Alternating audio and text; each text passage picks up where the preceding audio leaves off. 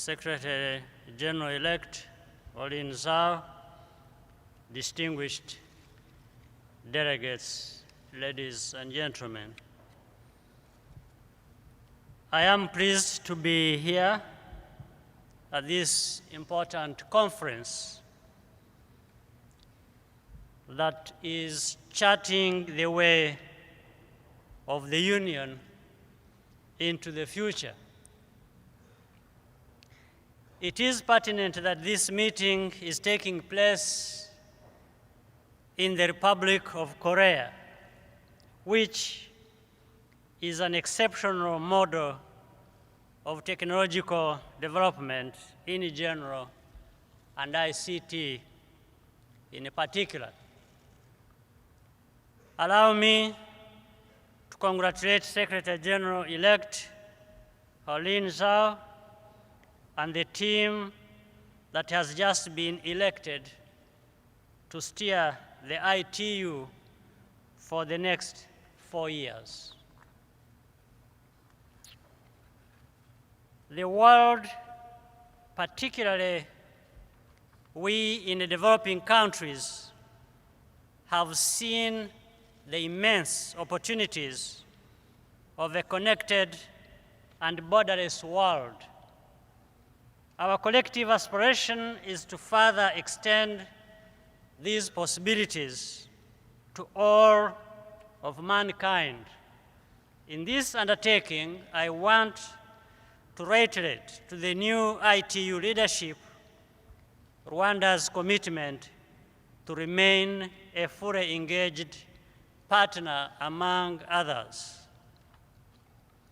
In returning 4 of the outgoing members of the team, an important statement has been made that the excellent work of ITU will continue and even be taken to a higher level. This is a resounding endorsement of the work its leadership has done. I would therefore like to thank Dr. Hamadoun Touré and his team for pushing the frontiers of ICTs and relentlessly advocating for access even in the most remote areas. Their tremendous work has contributed to Africa's ability to leapfrog into the future. This has been, in a large measure, due to his vision and ability to mobilize private sector investment in ICT in the developing world.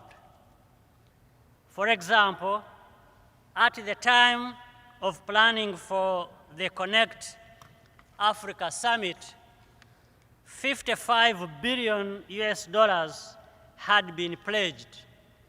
But in the end, over $70 billion was actually invested. In the last 2 decades, the continent has moved rapidly from concerns about connectivity to concrete efforts to increase broadband capacity and initiate smart applications. And the effects of this transformation have been felt across all sectors, particularly agriculture, education, health, business, and infrastructure.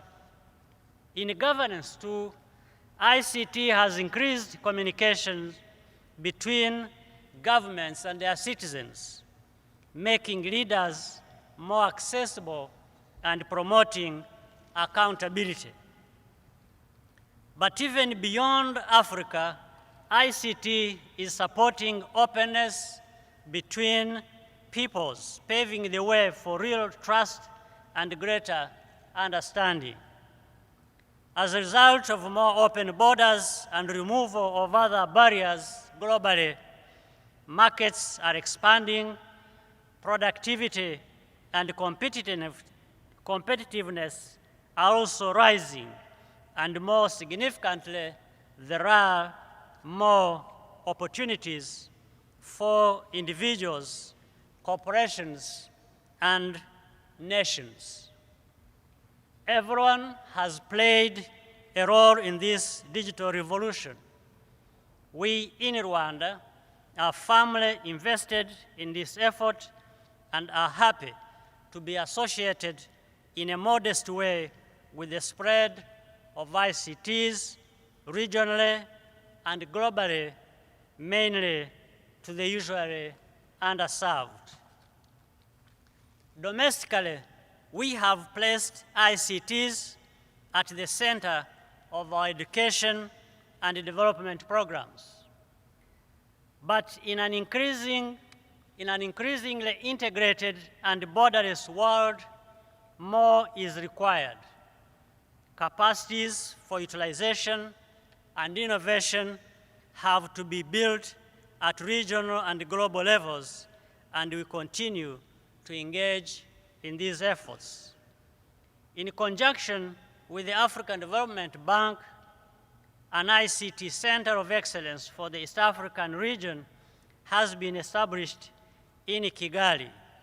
We partnered with a US university, the Carnegie Mellon University, to set up a campus in Rwanda to provide in-country world-class training for students from the region. Rwanda also hosts the East African Commission for Science and Technology. We have been closely involved with the continental and global initiatives to enhance the transformative impact of digital technology. Rwanda was honored to host the Connect Africa and Transform Africa summits. The most recent offspring of the summits is the Smart African Manifesto that is shaping the future of ICTs on the continent. I have also been privileged to co-chair with my brother and friend Carlos Slim the Broadband Commission.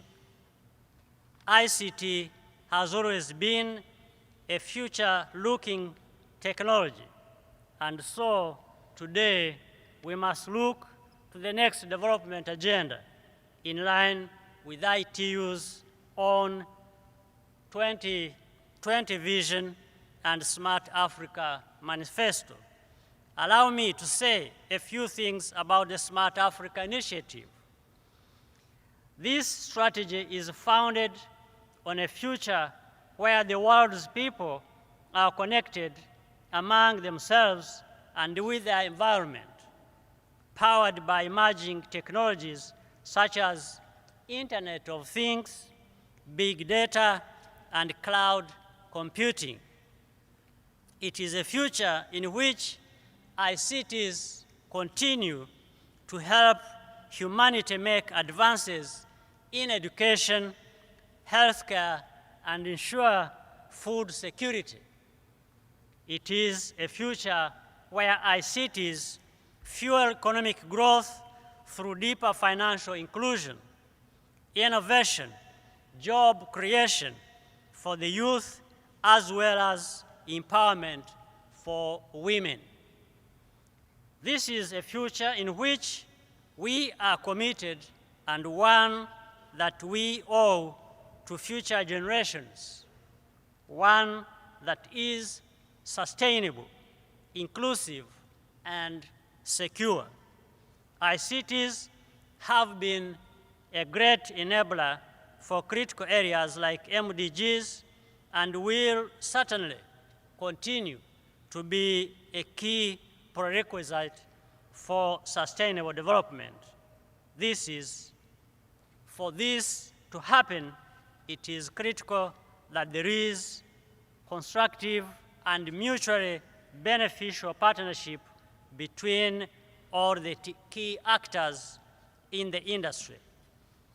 From my close involvement with the Broadband Commission, I have no doubt that the ITU will continue to play a crucial role. Its ideals are still alive and relevant 149 years after it was founded, although it is still a year too early. I think it is in order to wish you a happy 150th anniversary.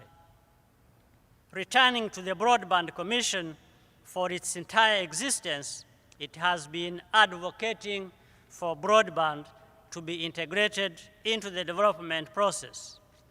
In the last 1 year and a half, we have taken this a step further and asked that it form part of the post-2015 development agenda so that all member states can harness its power for future growth. So, before I conclude, I wish to request Dr. Ture, as Vice Co-Chair of the Commission, to read a statement of the Commission. I thank you very much for your kind attention.